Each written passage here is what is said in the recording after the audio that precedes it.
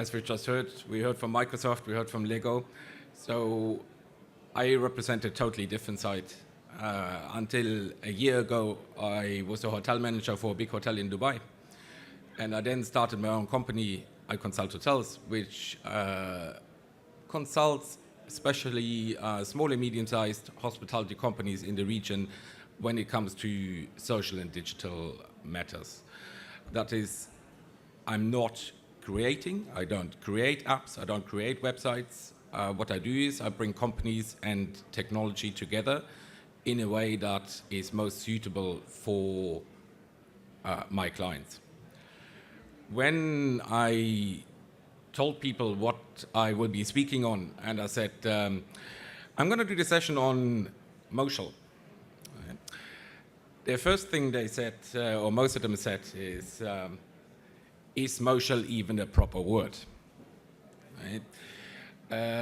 There is quite a few people who don't think so. It's been called the worst tech buzzword of the year.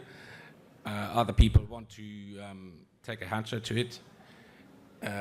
First turned up in 2010, and as it kind of suggests, with all these buzzwords, you can always guess, is social and mobile. Okay, the accessing of social applications on mobile phones or mobile devices. So if we're talking about mocial, we need to look a little bit at how mobile phone usage, how mobile phone internet access has changed over the years and is still changing. I took this from a website called Phone Count, which you may or may not have heard of. This is from last night. What the website does is it counts the number of phones worldwide and compares that to the overall population, and how many of those phones are data connected and so on. They're fairly impressive numbers. You can also see that the number of people in the world and the number of connected phones in the world are moving closer and closer together. If you look at this live, you can actually see the figures ticking over as you sit in front of the screen or as you hold your mobile phone in your hand. IBM estimates that by 2015 there'll be 1 trillion devices with internet connection. Also interesting is that in a couple of years' time, mobile internet is set to take over desktop internet usage. So already in 2011, Americans spent an average on 2.7 hours per day socializing on their mobile phones. And of course, it doesn't take a scientist, or it doesn't take a lot of thought to realize that out of these 2.7 hours per day, a lot of it is spent in off time, while you're waiting for the bus, while you're sitting in a taxi, while you're sitting in conference, while you're in the toilet. So it has happened, I kid you not. What does it mean? From a marketing perspective, surely it means that, hello, you are reaching people during an off time when they are they don't have anything particular to do. Like you're waiting for something, you're playing around on your mobile phone. Means you're possibly more open for messages. Maybe you're bored, okay? You'll just surf around. So there is a potential here that other forms of social engagement might not necessarily have. You can reach deep down into people's lives through mobile technology. The future then is clearly mobile. 1/2 of all local searches are performed on mobile devices. It has been said that in 2010, 25 million Facebook users accessed the site via a mobile browser. That then grew considerably within just 1 year. 86% of mobile internet users are using their devices while watching TV. There you have it again, okay? It's really quite difficult to sit in the office in front of your desktop PC and do 2 things at the same time. Well, it is for men anyway, but multitasking for mobile internet users is already a reality. So what does it mean? I mean, it is entirely possible to do two things at the same time. But B, if you're using that medium to engage with your consumers, to engage with your clients, with your target audience, you'll also have to bear in mind that they are probably not 100% focused most of the time, because they'll be doing something else at the same time. 91% of mobile internet access is to socialize. That's more than desktop internet access. Another interesting fact is that women between 35 and 54 are the most active group when it comes to socializing via mobile applications, phones. It's probably also worth bearing in mind, again, if you're looking at this from a marketing perspective or an engagement perspective. This is just a rough overview what people do with their mobile devices when it comes to socializing. You've got games, you've got weather, obviously you have maps and search. Social networking is right up there, higher even than news. Of course you have music, entertainment, dining and videos. 200 million plus YouTube views occur on a mobile devices per day. So you can see where this is going. In my opinion, mocial is missing an L. What is this L? Is location. Mobile and social doesn't make sense without location, because you can be mobile with your laptop to some extent, but the key is you will not be carrying your laptop 24/7, at least not in a connected state. Okay, people do that with their mobile phones. They are moving from location to location. So if you are talking mocial, you have to talk location. There are a couple of companies in the region who have understood that. CareZone, for example, is one. Shoot to Do is another one. When we're talking about mobile and location, obviously we are talking about things like Foursquare, Scavenger, Facebook Places, Google Places. So we're talking about virtual check-ins. If we're talking about virtual check-ins, we're talking about the power of the network of users. If an average Facebook user is connected to 130 people, that means that every time this person checks in, roughly 130 people will see their check-in. If that person leaves a comment about your company or your product or your service, the same amount of people will see that. People who use such location-based services tend to be more mobile in that sense than possibly other people. That is, they move around a lot, and they're obviously keen to show off where they are, what they did, and so on. There is a big potential here to tap into that.